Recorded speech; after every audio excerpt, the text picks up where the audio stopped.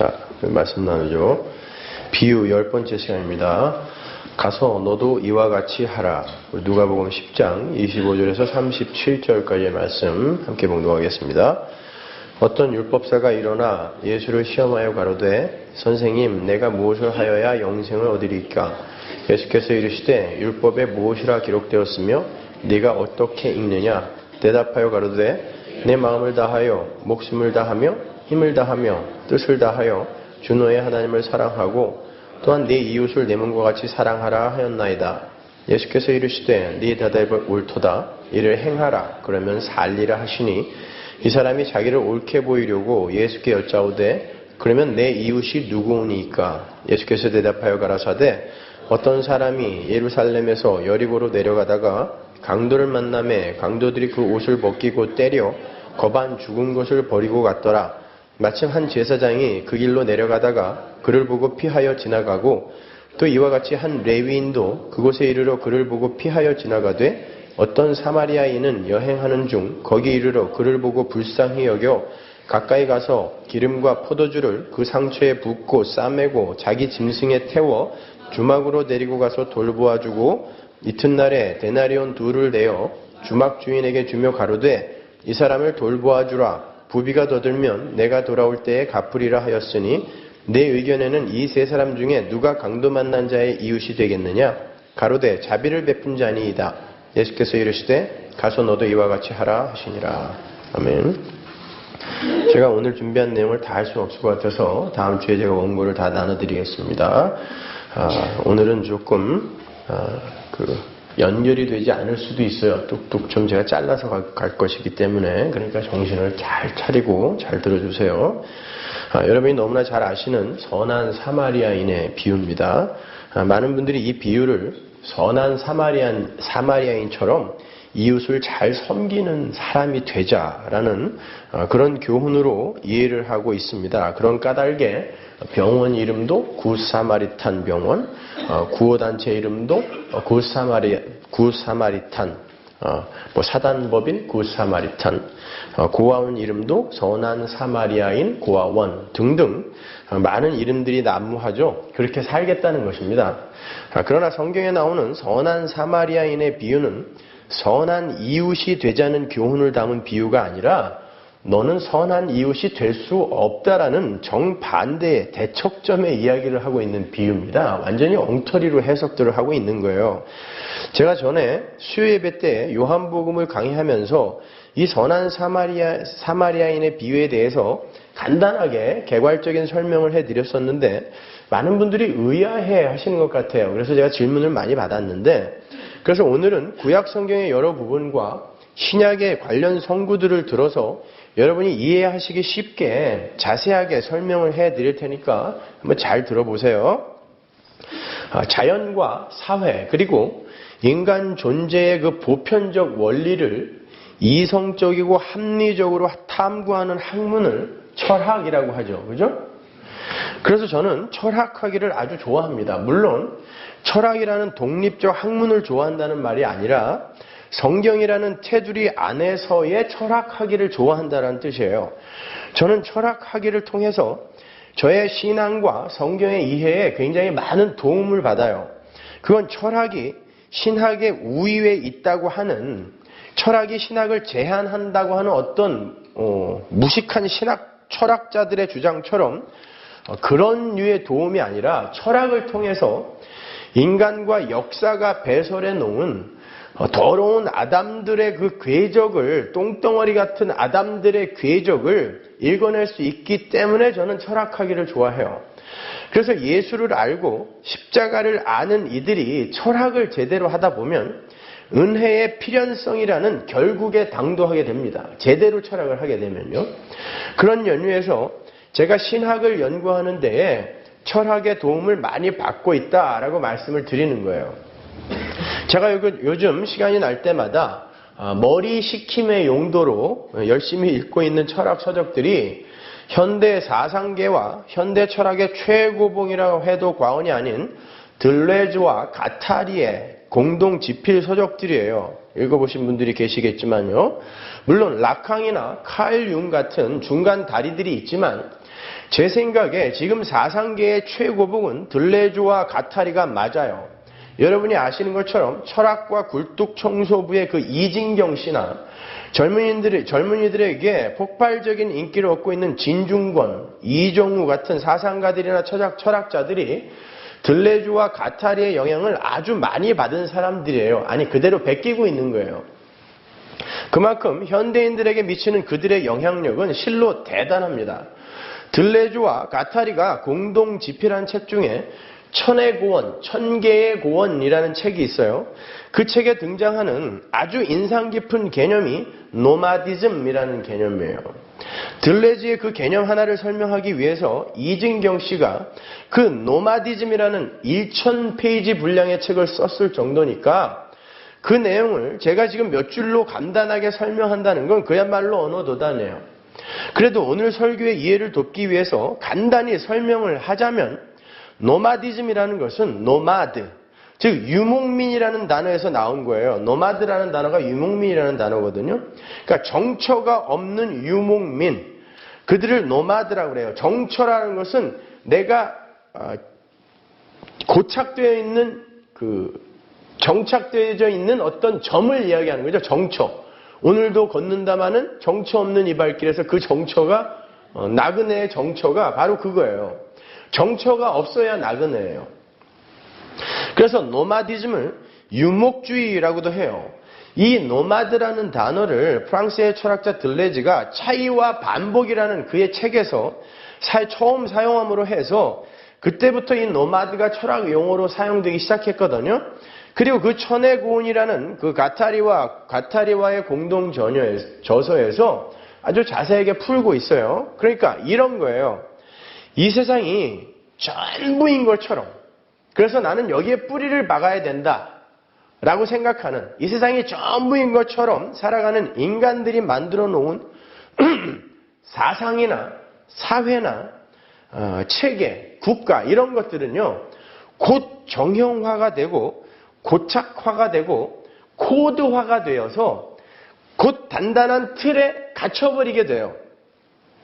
그렇게 코드화 되어버린 사상이나 사회체제는요 필연적으로 위계, 높낮이와 억압과 지배체제를 갖게 되고 거기에서 반드시 소외계층이 나오게 돼요. 위계가 생기고 지배계층이 생기게 되면 반드시 소외계층이 생기게 되어 있어요. 그러한 모순점을 발견하게 되었을 때 거기서 밖으로 튕겨져 나가는 게 노마디즘이에요. 그러니까 고착화, 고정화, 코드화, 정형화되어 있는 틀 속에서 자유로운 장으로의 탈주를 시도하는 거죠. 그게 노마디즘입니다. 그러니까 상대적으로 소외된 무리가 고정화된 그 위계 사회를 벗어나서 자신을 억압하고 제한하는 그런 폭력적인 어떤 지배자, 위 계급이 없는 자유로운 평등 사회로 나가서 그러한 사회를 이루겠다고 꿈꾸는 게 노마디즘이란 말입니다.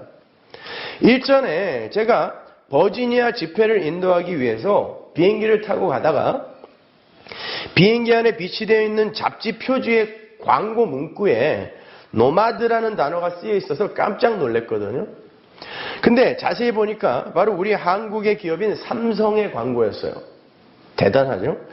그들이 그 노마드라는 철학 용어를 광고 카피로 사용하고 있었어요. 아무도 못 알아듣는 노마드라는 단어를 삼성은 광고 카피로 이미 쓰고 있더란 말입니다.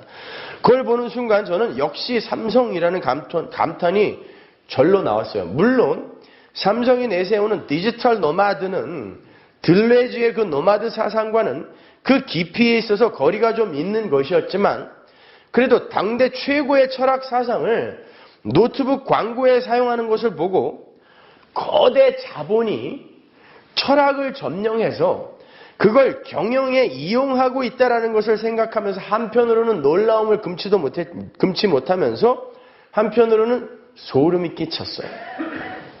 자본은 철학과 사상을요 점령하여 경영에 사용해요. 그게 인간 세상입니다, 여러분. 어차피 철학이라는 게 인본주의의 극치인 칼 막스나 프로이드를 벗어나지 못합니다. 거기에 조금 보태거나 빼는 식의 철학에 머무르는 것이 철학이에요. 동서고금의 모든 철학이 거기서 조금 빠지거나 보태진 거예요. 그것 이상이 없어요. 차치하고 그렇게 모든 인간은 자신들의 유익과 안위를 위해서요, 자기의 번영과 안정을 위해서 탈영토화, 탈국가화, 탈고착화를 시도해요. 끊임없이 새로운 것을 추구한단 말입니다. 튕겨져 나간단 말이에요. 나의 유익을 위해. 그게 노마디즘이란 말입니다. 근데 문제는 그렇게 탈주한 무리는 또다시 고착화, 정형화, 고도화의 단계를 거치게 돼요. 그걸 재영토화라고 이야기하더라고요. 들레즈가. 맞아요. 그리고 그 안에서 또다시 그 틀을 깨고 나가는 운동이 반복적으로 발생을 하는 거예요. 그러한 노마디즘이 진보 세력이나 급진 개혁자들에게 붙들려 쓰이게 되면 어떻게 쓰이게 되겠어요? 민주화 운동, 사회 개혁, 사회 정화 운동 등으로 전개가 되는 거예요. 아무튼 노마디즘이라는 건 탈영토화, 탈국가화, 탈위계화를 향한 경향이에요. 그래서 들레즈는 인간의 역사를 탈주의 궤적이다 라고 표현을 하기도 해요. 끊임없이 인간들은 자신의 번영과 성공과 안정을 위해 계속해서 탈주를 하고 번영을 추구하는데 그게 하나의 수레바퀴의 자국처럼 궤적으로 남아있다는 거예요. 역사가 그런 탈주의 궤적이더라는 거예요. 인간들은 자신의 유익을 위해서 고정화되고 고착화되고 정형화되고 고도화된 틀에서 항상 탈주를 시도를 해요. 그래서 인간의 역사는 탈주의 궤적이에요. 그런데 성경 전도서에 보면 해 아래 새 것이 없다라는 선언이 나와요.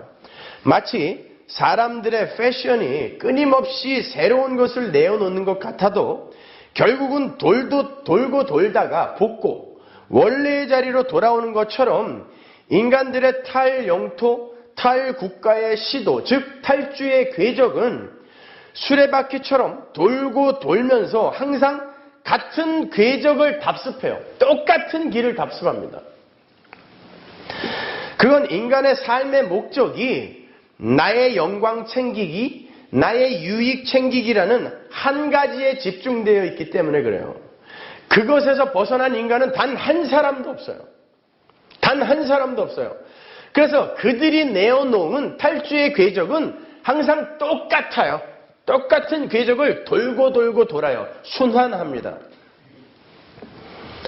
그런데 그렇게 순환하는 탈주의 궤적에서요, 완전히 탈주를 하는 이들이 있어요. 이제부터는 들레즈와 가타리의 이론이 아니라 제 이론이에요. 이제는 제가 그 사람들을 밟고 넘어설 거예요. 그 탈주의 궤적에서 완전히 탈주해버리는 인간들이 있는데 그들이 바로 성도예요. 제가 오늘 설교를 준비하면서 창세기를 읽다가 창세기 안에서 그 노마드라는 단어를 발견했어요. 똑같은 그 단어를. 하나님이 아브라함에게 찾아가셔서 그를 갈대아 우르에서 뽑아내십니다. 갈대아는 여러분이 아시다시피 바벨론의 전신이에요. 갈대아가 바벨론이에요. 그러니까 아브라함이 살던 갈대아는 요한계시록에 나오는 이 세상 나라의 상징인 바벨론이에요. 그리고 하나님의 백성이 반드시 나와야 할 애굽이기도 하고 그게 갈대아 우르가 상징하고 있는 거예요. 창세기에서 하나님이 믿음의 조상이라고 하는 아브라함에게 찾아가셔서 당신 백성의 탈영토화, 탈국가화를 직접 주도하고 계시는 거예요. 인간들이 만들어 놓은 인간들의 세상, 국가, 나라, 갈대아에서 하나님이 어떤 존재 하나를 끄집어 내버리시는 거예요. 하나님이 하나님의 백성을 노마드화 시켜버리는 것입니다. 그렇게 고착화된 영토와 국가에서 빠져나와서 텐트를 치고 생활하는 정처가 없는 유목민을 성경이 노마드라 그래요. 그러니까 아브라함은 노마드였던 거예요. 그런데 그렇게 시작된 구약의 역사가 어디에서 마무리됩니까? 참 재밌어요. 바벨론에서 마무리됩니다. 바벨론 포로로 구약이 끝나요. 하나님은 바벨론에서 건져냈는데 인간들이 다시 바벨론으로 기어 들어가는 것입니다. 그게 인류의 역사입니다. 모든 타락한 인류의 역사. 그래서 봐라, 너희들은 어차피 바벨론으로 기어 들어갈 존재니까 내가 하겠다 하고 예수가 오시는 거예요. 자신의 유익과 발전과 성공과 안위를 위해 고착화되고 정형화된 인간이 만든 국가에서 끊임없이 탈출을 시도하는 인간들은 결국 인간들의 국가로 귀소하게 된다는 것을 보여주는 거예요. 기복주의나 신비주의 속에서 막 헤매던 분들이 우리 교회에 찾아와요. 말씀을 듣고. 야, 이게 진짜 복음이죠. 이제 저는 비로소 자유를 느끼게 됐네요. 그런데 어느 날 보면 여전히 그리로 돌아가 있는 모습을 제가 봐요. 그 매력에서 못 벗어나는 것입니다. 인간은 바벨론에서 끌어내봐야 가만 놔두면 다시 바벨론으로 돌아가게 돼 있어요. 갈대우로 돌아가게 되어 있습니다. 그러니까 간단하게 정리를 하면 이런 거예요. 말씀드린 대로 스스로가 신이 되어서 하나님처럼 살고자 하는 인간들은요, 반드시 스스로 거주의 경계를 긋고 자신의 세력을 국가화, 영토화시키는 과정을 겪게 돼요. 그래서 만들어진 게 국가예요. 나라예요. 하나님은 그 세상 나라에서 건져내는 거예요. 어디로? 하나님 나라로. 바벨론으로 돌아가면 안 돼요. 하나님 나라로 들어가야 되는 거예요. 그 과정 속에서 그런데 인간들은 자신의 세력을 국가화, 영토화시키는 데 몰입을 하죠. 그 과정 속에서 소외되는 무리가 생기게 되고 그들은 그곳에서 탈출을 시도를 하면서 노마드의 삶을 추구하지만 스스로 왕이 되어야 하는 인간들은 곧 자기들만의 국가와 영토를 또 고착화시키게 되고 거기에서 또 다른 소외계층이 발생을 하는 거예요. 그게 공산주의 아닙니까? 계급을 없애자고 했는데 김정일이 왕이 돼 있어요. 계급 투쟁에 의해서 공산주의가 됐는데 김정일이 또 왕이 돼 있어요. 그거란 말입니다. 결국 인간들은 자기가 왕이 되기 위해서 고착화된 영토와 국가와 사상과 사회에서 탈출을 시도하지만 결국 다시 인간 세상의 국가와 사회와 사상으로 귀속이 되어버려요. 그게 타락한 인간들의 마귀의 세상으로의 귀소 본능이에요. 그건 모든 인간이 갖고 있는 귀소 본능이에요. 어디로? 마귀의 나라로. 그래서 결국 돈 앞에 꼼짝을 못하는 거예요. 서문화교회 교인들조차도. 그걸 어려운 말로 재영토화라고 하는 거예요. 그래서 구약이 갈대아에서 나오는 것을 시작으로 해서 바벨론으로 다시 기어 들어가는 그림으로 끝이 나는 거예요. 타락한 모든 인간의 현실이 그러한 것입니다. 그러니까 엄밀히 말해서 인간이 돌아가려 하는 세상 국가는 바로 나라는 나라예요. 나 자신이라는 국가.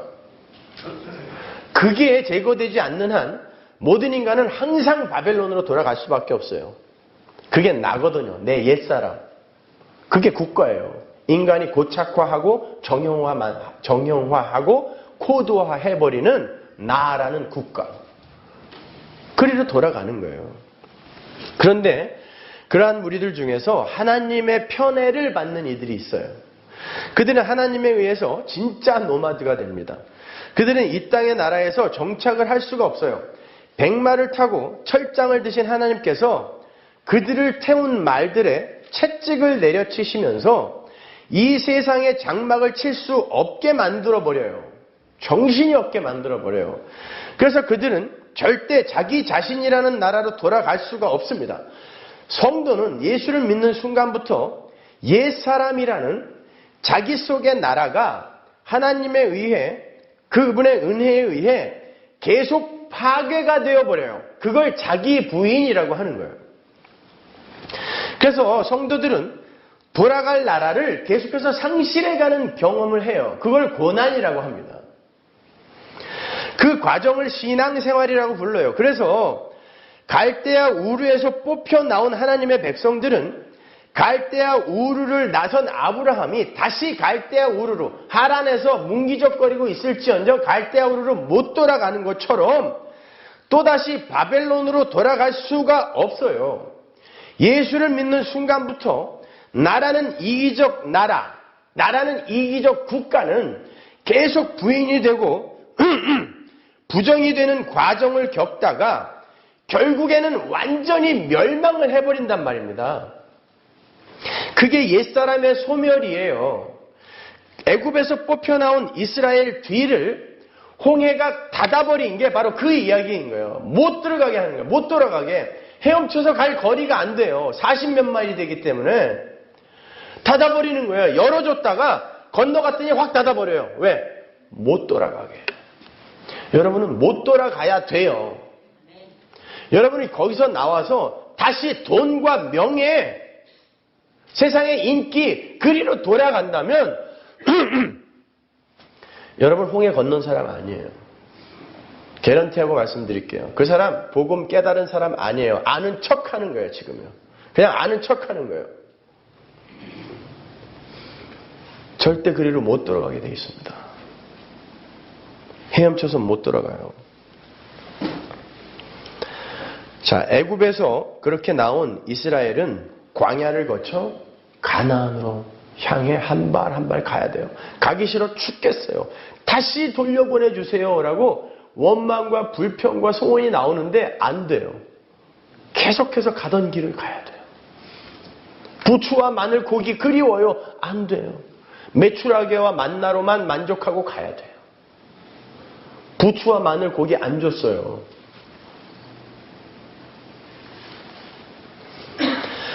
그들이 광야 같은 이 땅에서 나그네요 이방인으로 사는 정처 없는 노마드가 되는 것입니다. 그래서 여러분은 이 땅에서 외로워야 돼요. 근데 너무 외롭지 않아. 너무 잘 살아. 세상과 너무 친하게 잘 살고 있어요. 천만의 말씀입니다. 그런 기독교는 없어요. 진정한 노마드는 자신이 뛰쳐나온 고착화되고 코드화된 그 틀에서 마음까지 거둬들이게 되어 있어요. 그게 노마드예요. 마음이 거기 가 있으면 그 사람 떠난 거 아니에요. 몸만 떠난 거예요.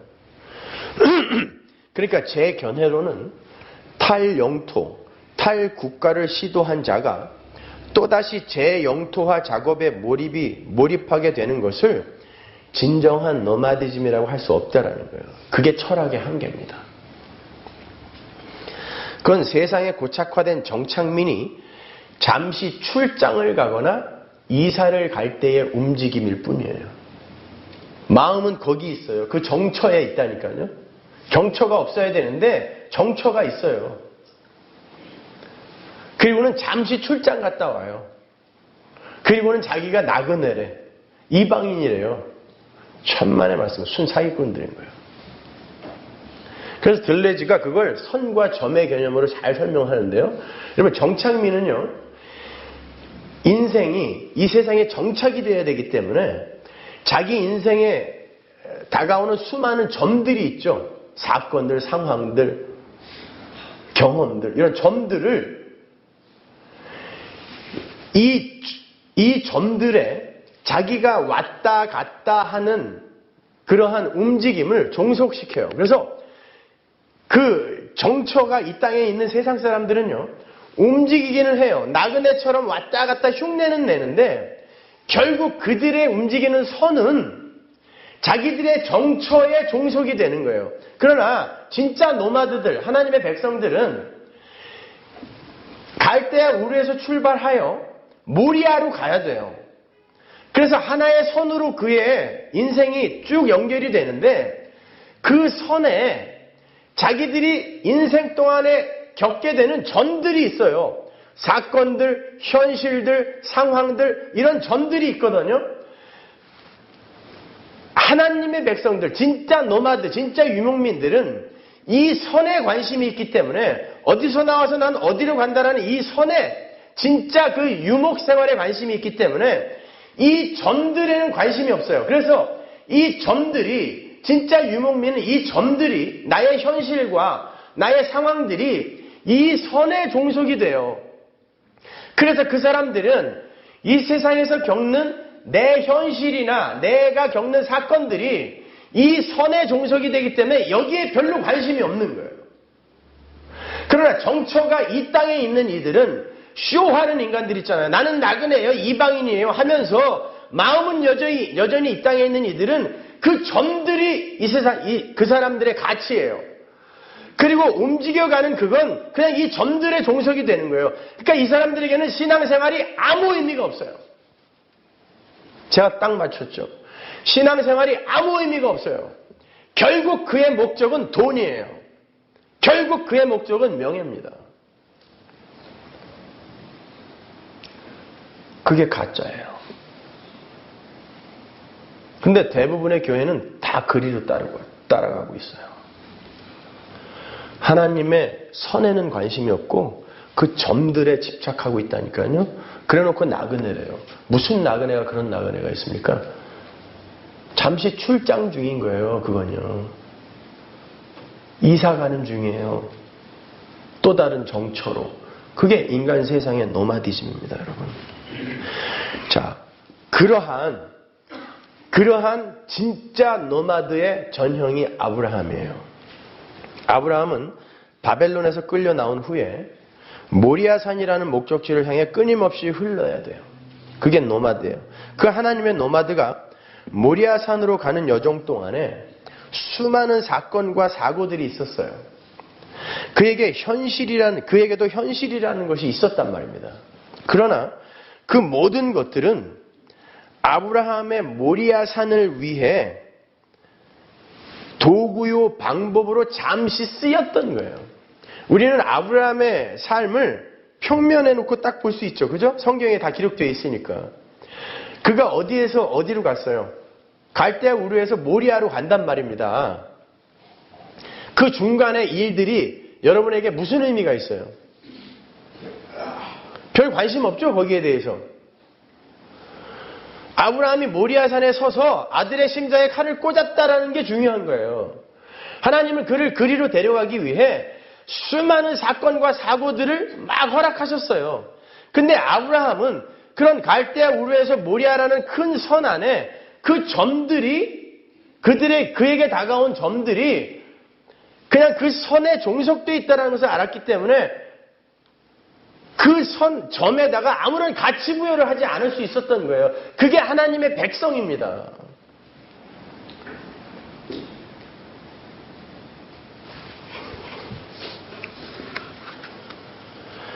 그래서 그를 진정한 유목민이라고 하는 거고 노마드라고 하는 거고 그를 믿음의 조상이라고 하는 거예요.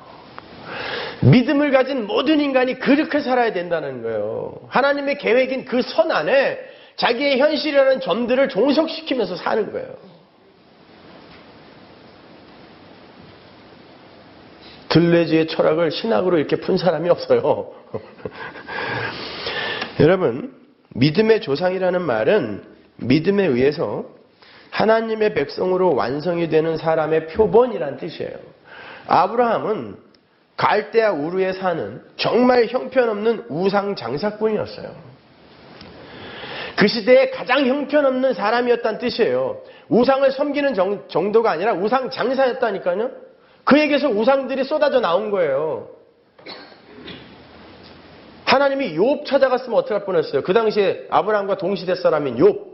큰일 나는 거예요, 우리는요. 그가 믿음이 조상이 됐으면 우리는 큰일 나는 거예요. 아브라함을 찾아가십니다. 그리고는 그를 끌어내는 거예요. 그 형편없는 아브라함에게 아버지의 언약이 떨어져요. 하나님의 언약이 떨어져요.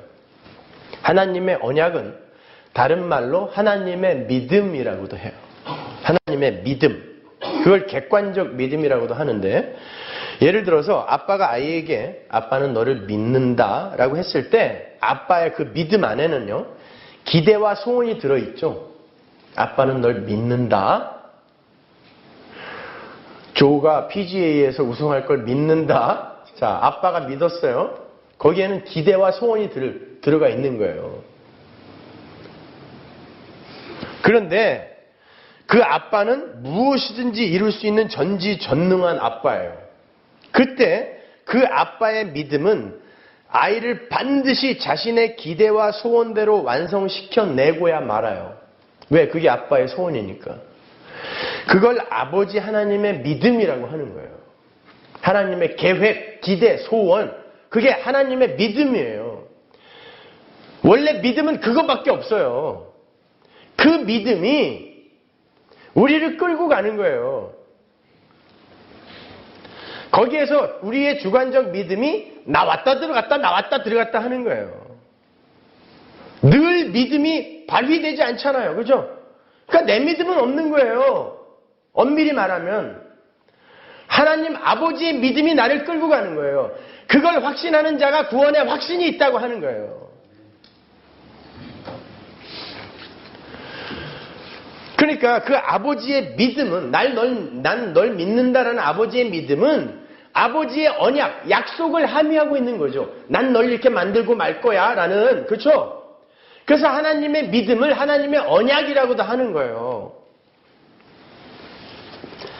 그리고 그걸 하나님의 작정이라고도 하고 하나님의 계획이라고도 하는 거고, 그렇게 형편없는 아브라함에게 아버지의 믿음, 아버지의 언약이 떨어지자 그가 정들었던 갈대아 우루, 자기 자신이 가장 행복하게 살 수 있다라고 믿었던 거기, 4000년 전에 수세식 화장실이 있었던 거기, 그 갈대아 우루에서 그가 뽑혀 나오는 거예요. 어디로?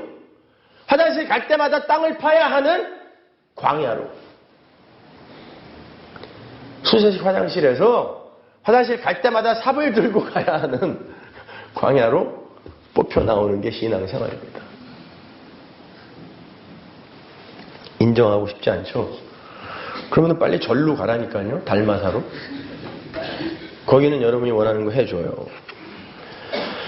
그렇게 이 세상 국가, 자기 자신이라는 자라는 국가에서 빠져나와서 아버지가 정해놓은 목적지로 정처 없이 길을 떠나는 거예요. 장막을 쳐, 그럼 치고, 떠나, 그럼 떠나는 거예요. 마치 이스라엘이 광야에서 구름 기둥이 딱 성막 위에 있으면 멈췄다가 움직이면 가고 하는, 그렇게. 그게 장막 인생이에요. 노마드의 인생입니다. 그렇게 믿음의 백성들과 세상 사람들의 탈영토화, 탈국가화의 과정은 비슷해 보일 수도 있어요. 둘 다 고착화되고 정형화되고 코드화된 곳에서 탈주를 시도하죠. 그러나 그 내용은 완전히 달라요. 한쪽은 자기 자신의 왕됨을 위해서 끊임없이 더 나은 번영과 발전된 자아를 추구하면서 평화와 번영과 성공과 안정의 노마디즘을 추구하지만, 다른 한쪽은 하나님에 의해 끌려 나가서 세상의 나그네와 이방인이 되는 진짜 노마드가 되는 거예요. 완전히 다른 노마드죠. 전자는 그렇게 끊임없는 스스로의 자아 챙기기 작업을 거치면서 또다시 자아라는 세상의 고착화된 틀 속으로 회귀를 하게 되지만, 다른 한쪽은 자신이 돌아가고자 하는 자아라는 옛사람으로 향하는 길을 하나님께서 막아버리심으로 참혹한 자기 부인의 과정을 겪게 돼요. 아주 참혹한. 이 세상에서 진짜 나그네, 진짜 이방인으로 새로운 신분을 갖게 되는 거예요. 진짜 노마드가 되는 거예요. 입에 발린 유목민이 아니라 진짜 나그네가 된다니까요. 내 정처를 하나님이 파괴해버려요. 원자탄을 폭파시켜서, 떨어뜨려서. 돌아갈 곳이 없어요.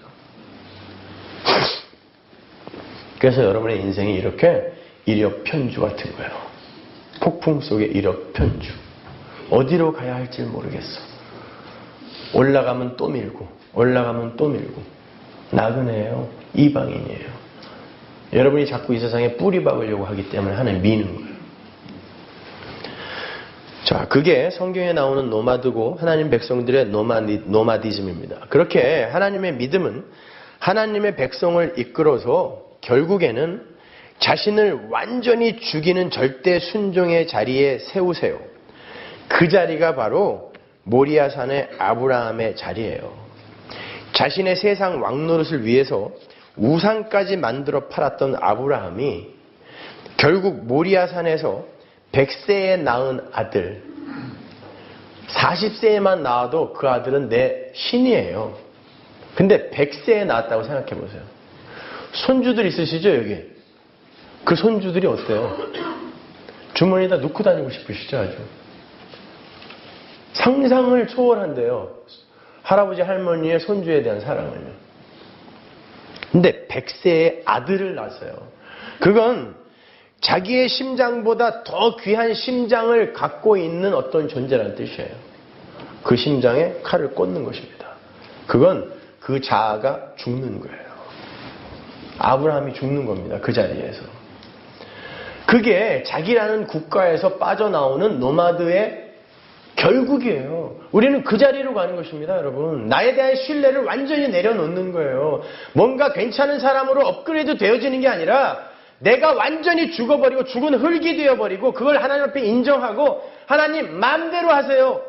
이걸로 요강을 만들던 밥그릇을 만들던 마음대로 하세요. 나는 흙입니다.로 내려가는 거예요.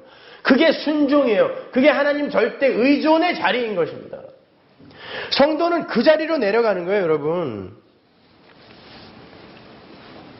절대 성도는 이 세상의 가치와 행복과 쾌락을 소유하고 쌓는 자리로 못 간단 말입니다.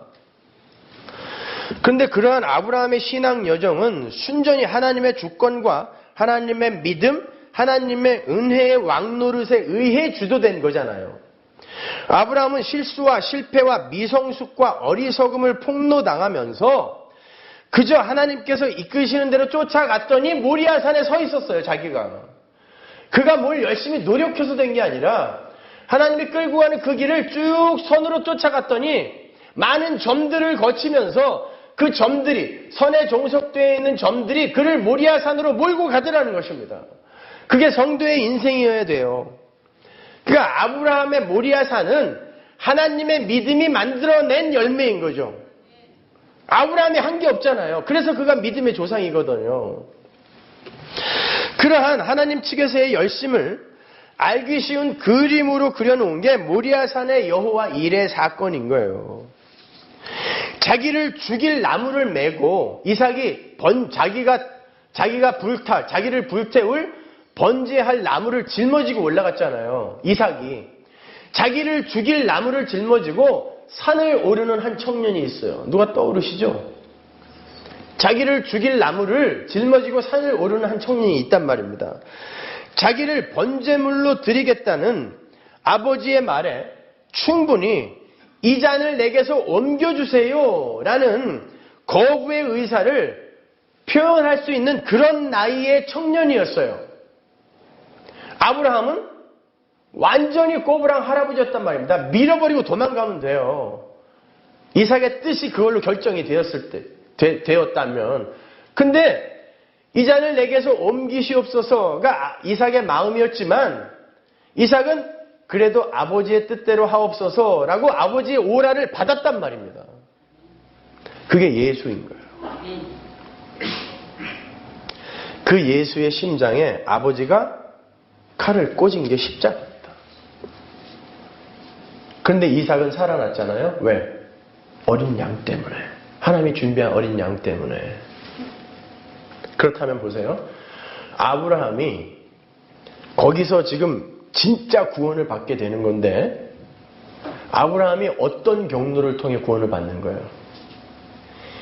이삭으로 상징된 어린 양으로 상징된 예수의 행함에 의해 이삭에게 접붙임을 받아 아브라함, 믿음의 조상, 교회의 대표인 아브라함이 구원을 받는 거예요. 그러면 모리아산에서의 그 야고보가 이야기한 행함이 있는 믿음, 아브라함을 봐라, 그가 행했잖냐 라고 모리아산의 이야기를 예로 들었을 때 거기에서의 그 행함의 1차적 주체가 누구냔 말이에요. 하나님이란 말입니다. 이해가 가세요? 이거 이해하는 목사들이 없어요. 그러니까 전부 착하게 잘 살자요. 행함이 있어야 그게 진짜 믿음이야. 그 행함이 다 착한 일이에요. 인간의 선악의 판단을 기준으로 해서 내놓는 착한 일. 그게 행함이 있는 믿음이래요.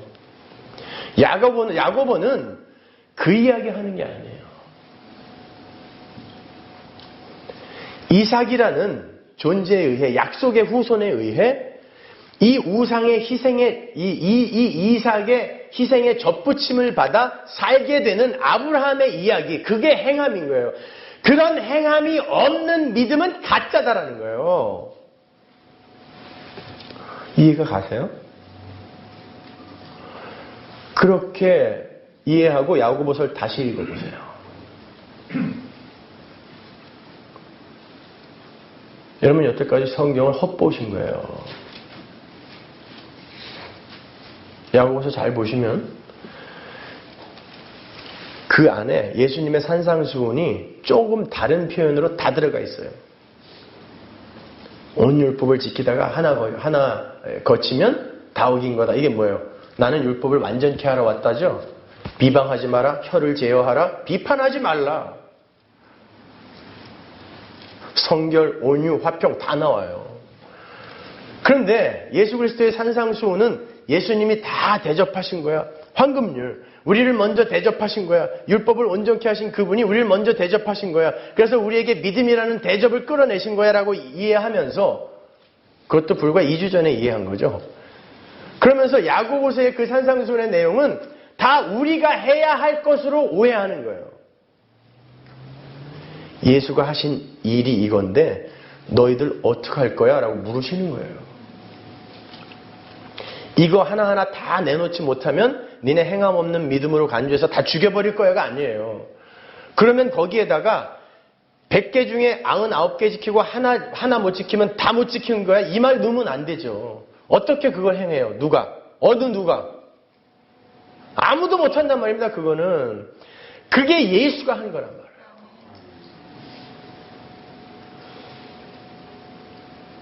그 행함, 하나님의 행함, 그게 결국 어떤 행함을 격발해냈어요? 나를 죽이는 행함, 내 심장에 칼을 꽂는 행함. 나는 아니군요. 보세요. 아브라함이 하나님의 언약을 받았어요. 너에게서 약속의 후손이 나와야 돼. 그리고 그 후손에게서 그 후손이 하늘의 별처럼 바다의 모래처럼 많아져야 된다라는 이런 복의 언약이 주어졌어요. 근데 자기가 죽을 판이 돼. 죽을 상황이 닥쳤어요. 애굽으로 내려가, 그랄로 내려가. 사람들이 마누라 때문에 나를 죽일 수도 있어. 그러면 하나님의 언약이 실패가 되잖아요. 그 언약에 아브라함이 지 열심과 지 지혜로 뛰어드는 거예요. 마누라 팔아서라도 하나님의 언약은 내가 기필코 성취시켜내야지. 얼마나 기특한 생각이에요. 그죠? 그걸 죄라고 지적하는 것입니다. 나중에는 분명히 이 이삭의 심장에 칼을 꽂으면 하나님의 언약이 실패가 돼요. 근데 아브라함이 배웠어요. 하나님의 믿음에 의해. 하나님은 당신의 약속은 당신이 스스로 지켜내시는구나. 그러니까 얘를 죽여도 하나님의 약속은 하나님이 지켜내시겠구나. 그게 구원이거든요. 하나님 나라의 완성이에요. 그러니까 그때 죽이는 거예요. 칼을 들어버리는 것입니다. 그러니까 결국 뭐예요? 완전히 거꾸로 하는 거죠. 아브라함은 모리아산 이전에는 자기가 자기의 행함과 착함과 지혜로 하나님을 도우려고 했어요. 하나님의 언약 성취에 자기가 뛰어들려 했는데 모리아산에서는 하나님 나는 이제 할 수 있는 게 아무것도 없군요. 내가 갖고 있는 선악의 판단 기준에 의하면 얘가 죽으면 안 되는데 하나님이 알아서 하실 거니까 저는 이제 제 행위, 제 지혜 다 포기하고 하나님이 죽이라고 하니까 죽일게요 하고 나를 포기하는 거예요. 나를 의지하고 있던 내 지혜, 내 꾀, 나에 대한 신뢰를 죽여버리는 거예요. 완전히 반대죠. 그죠? 내 행위가 죽는 거예요. 모리아산에서. 그 행함을 만들어내는 믿음이 진짜 믿음이라는 뜻입니다.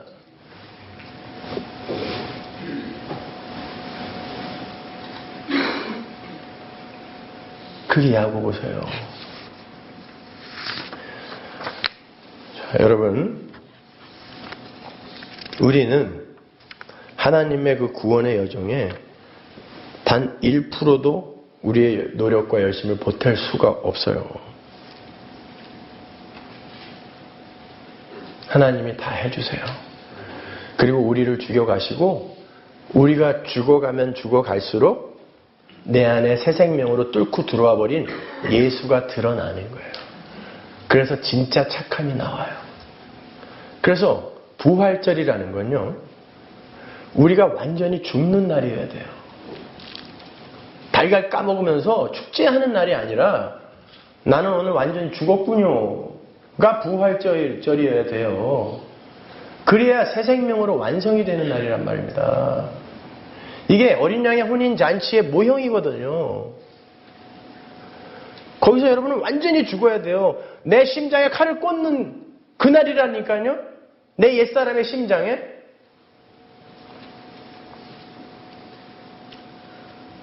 근데 부활주일 특별 헌금은 뭐예요 도대체? 조의금이에요? 순엉터리 같은 인간들. 그래 놓고 복 받겠다는 거죠. 절기 지켰고 헌금 많이 했으니까 복 받겠다는 거죠. 이렇게 해서 또 대목을 하나 놓치네요, 우리 교회는. 그래서 그 야고보서의 아브라함의 이야기 바로 밑에 라합의 이야기가 붙어 있는 거예요. 행함이 있는 믿음의 증인으로 두 사람이 딱 나오는데 아브라함과 라합이에요. 그 사람들이 무슨 착한 일을 했습니까? 마누라 2번씩 팔아먹고 아들의 심장에 칼꽂이를 했던 게 착한 일입니까? 그게 행함이에요? 지 살겠다고 자기 나라 팔아먹는 게 착한 일입니까? 그게 행함이에요? 근데 왜 행함이 있는 믿음의 그 행함에 아브라함과 라합이 들어가냐고요. 그걸 설명해 드리기 위해 제가 아브라함의 이야기를 노마드부터 시작해서 지금까지 설명해 드린 거예요.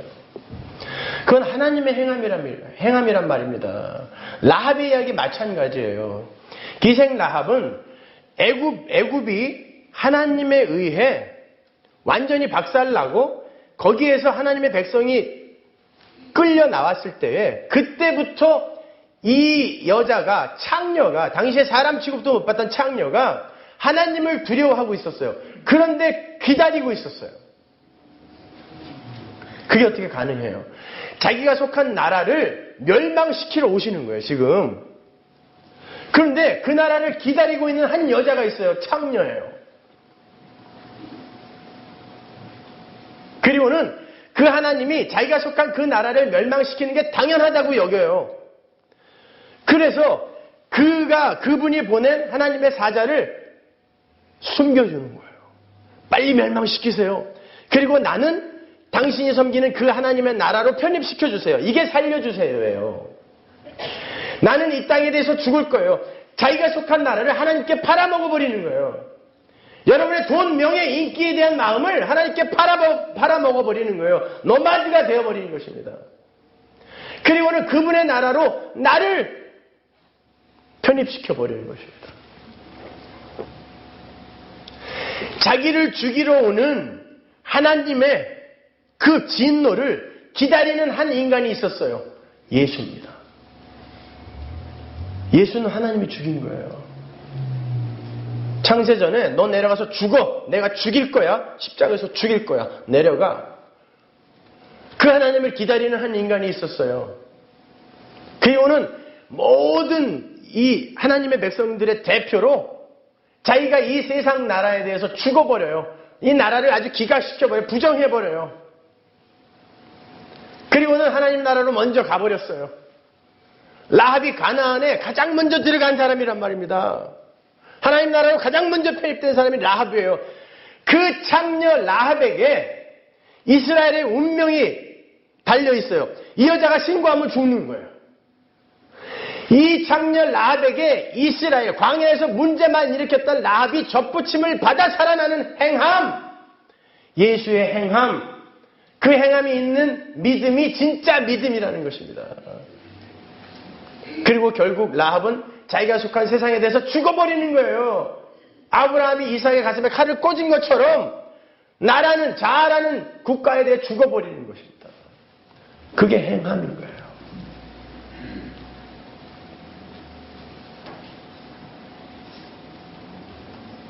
그러니까 여러분 신앙생활이 얼마나 어렵겠습니까? 내 심장에 칼을 꽂는 것이 신앙생활인데 그게 얼마나 힘들겠어요. 그런데 너무 잘난 인간들이 많아요. 구제도 하고 봉사도 하고 선교도 하고 뭐 이러면서 하나님 앞에서 자기를 나는 칭찬받을 존재가 맞죠? 라고 드러내는 인간들이 너무 많아요. 진짜 하나님이 그 사람을 통해서 하신 일이라면 그 사람의 삶 속에서 그런 자랑이 나올 수가 없어요. 하나님이 한 거거든요. 나는 죽은 일밖에 없는데 내 안에서 하나님이 하시는 일이거든. 그래서 그들의 삶 속에서 예수의 향기가 나는 거예요. 향기가. 그러니까 아브라함이나 라합의 행함은 도덕이나 윤리의 행함이 아니란 말이에요, 여러분. 그 개념을 그대로 갖고 오늘 본문으로 와보세요. 자, 기가 막히다는 표정을 지으시네요. 이제부터 시작이란 말인가? 아니, 이거는 수요일날 수요 예배 때 한번 했으니까 간단하게 제가 설명해드리고 말을 거예요. 어떤 율법사가 와서 영생을 어떻게 얻습니까? 라고 물어요. 예수님이 말씀하십니다. 성경에는 뭐라고 되어 있디? 율법사가 이야기해요. 쉐마로 이야기합니다. 이웃을 사랑하고 하나님을 사랑하라고 했습니다. 그래, 그럼 그렇게 해. 그때 율법사가 저는 했어요. 그러면은 내가 앞으로도 더 열심히 할 테니까 누가 내 이웃인지 가르쳐 주세요. 내가 가서 열심히 사랑해서 내가 그 영생 얻을 테니까 얘기한 거예요. 그때 예수님이 말씀하신 게 선한 사마리아인의 비유예요. 어떤 사람이 예루살렘에서 여리고로 내려가다가 거의 맞아 죽은 상태로 쓰러져 있었어요. 거기에서 거반 죽다라는 그 단어가 완전히 죽음 직전의 상태를 이야기하는 거예요. 어떤 사람이 그렇게 완전히 이제 무장 해제된 상태가 되어 있어요. 그냥 이리 굴리면 이리 굴러가야 되고 저리 굴리면 저리 굴러가야 돼요. 근데 레위인과 제사장이 지나가다가 그 거의 죽어가는 사람이 있는데도 불구하고 그냥 지나쳐버렸어요. 왜? 그들은 성전에서 제사를 지내고 제사를 돕는 성전 일을 맡아 하는 일이었기 때문에 율법에 의해 부정한 걸 만지면 안 돼요. 그게 혹시 죽은 시체면 그들은 큰일 나는 거예요. 24계조로 나누어서 딱 1년에 2번 일주일씩 가서 봉사하는데 그 시체를 만짐으로 말미암아 자기가 부정한 자가 되어서 한 번의 기회를 놓치면은 그는 그 일을 못하게 되는 거거든요. 그러니까 안 만지는 게 당연한 거예요. 율법을 지키겠다고 안 만진 거예요. 근데 율법의 본질은 뭐다? 하나님 사랑과 이웃 사랑. 그러니까 그들이 율법을 지켰다는 거예요? 안 지켰다는 거예요? 안 지켰다라는 거예요. 겉만 번드르르하게 지키는 척했다라는 것입니다. 지난주에 말씀드린 것처럼 아빠 싫어, 엄마 싫어 해서 아빠 싫어요로만 바뀐 거예요. 본질은 그대로 갖고 있는데 형식만 바꿔놓은 거죠. 그때 사마리아인이 지나가요. 유대 땅에 사마리아인이 들어올 수도 없지만 진짜 이방인이요 나그네예요, 사마리아인은. 근데 이 사람이 그 여리고와 예루살렘 그 율법의 중심을 잇는 그 길에 사마리아인 이방인이 투입이 되는 거예요. 그 강도 만난 자에게. 예수님이 그 율법사에게 누가 내 이웃입니까? 라고 했을 때 누가 강도 만난 자의 이웃이냐라고 묻죠. 예수님이 뭐라고 말씀하시는 거예요? 네가 강도 만난 자야 라고 말씀하시는 거예요. 누가 내 이웃입니까? 그랬는데 누가 강도 만난 자의 이웃이겠냐라고 했으니까 네가 강도 만난 자야 라고 한 거죠. 근데 그 강도 만난 자는 무엇을 강도 맞았겠어요? 마귀가 인간들에게 뭘 강탈해 갈까요? 돈? 명예? 인기? 건강? 아니요. 그건 마귀가 여러분에게 주어요. 그걸 많이 주면 줄수록 여러분은 하나님으로부터 멀어질 수 있거든요. 그렇잖아요. 가난할 때 열심히 신앙생활 하던 사람 돈 좀 버니까 바람 피우고 골프나 치러 다니고 이러다가 패가 망신하는 사람 얼마나 많아요. 마귀는 그것 뺏어가지 않아요. 하나님을 뺏어가요. 그들이 원하는 거 다 주어서 하나님을 뺏어가요. 아니면 완전히 낙담시켜서 하나님을 뺏어가요. 그게 모든 인류의 현실이에요. 강도 만난 자예요. 거반 죽어 있어요. 그때 이방인이요 나그네로 우리에게 오는 이 세상의 힘의 원리로 사는 우리와는 완전히 다른 원리를 갖고 사시는 사마리아인 이방인이 내려오셔서 죽을 각오를 하고 그가 사마리아인이라는 게 그 자리에서 발각되면 그는 그 자리에서 죽어요. 사마리아인이 유대 땅에 못 들어와요. 죽을 각오를 하고 죽으러 내려와서 강도 만난 자를 사랑해 주는 거예요. 그게 영생이란 말입니다. 가서 너도 이와 같이 하라라는 건 너도 가서 그 선한 사마리아인에게 사랑을 받아라라는 뜻이에요. 돌아다니면서 강도 만난 자들 도와줘라가 아니라니까요. 우리는 사랑 못하는 존재다라는 걸 전제하고 말씀하시는 거예요. 내가 뭘 할까요? 이웃을 사랑하고 하나님을 사랑해. 다 했는데요. 더 해볼게요. 내 이웃이 누구예요? 너는 사랑 못해. 사랑 받아야 할 존재야. 그 사랑을 받아야 비로소 사랑이라는 걸 내놓을 수 있는 존재가 바로 너란다. 근데 너 그 예수의 사랑이라는 거 아니? 아는데 어떻게 나에게 와서 그걸 묻니? 내가 사랑의 뿌리인데. 내가 사랑의 근원인데 왜 나를 못 알아봐? 이야기하는 것입니다. 결국 율법사들은 자기들을 위해 열심히 율법을 지킨 거예요. 노마드, 가짜 노마드가 된 거죠. 가짜 노마디즘을 추구하는 거예요. 또 다른 재영토화를 위해 그냥 꾸준히 탈주의 궤적을 만들어낸 것뿐이에요.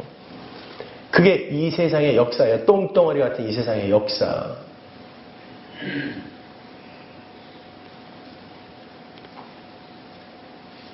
그러면 여러분 한번 생각해 보세요. 만약에 이 강도 만난 자가 이 사마리아인이 자기를 도와주러 왔을 때 기운이 조금이라도 남아있었다면 그 사마리아인의 도움을 받았겠어요? 안 받습니다. 엉금엉금 길 힘이라도 있으면 절대 사마리아인의 도움 안 받아요. 개 취급도 안 했던 사람인데요. 근데 어떻게 해서 사마리아인의 도움을 받게 됐어요? 거반 죽었어요. 움직일 수가 없는 거예요. 굴리면 굴러야 돼.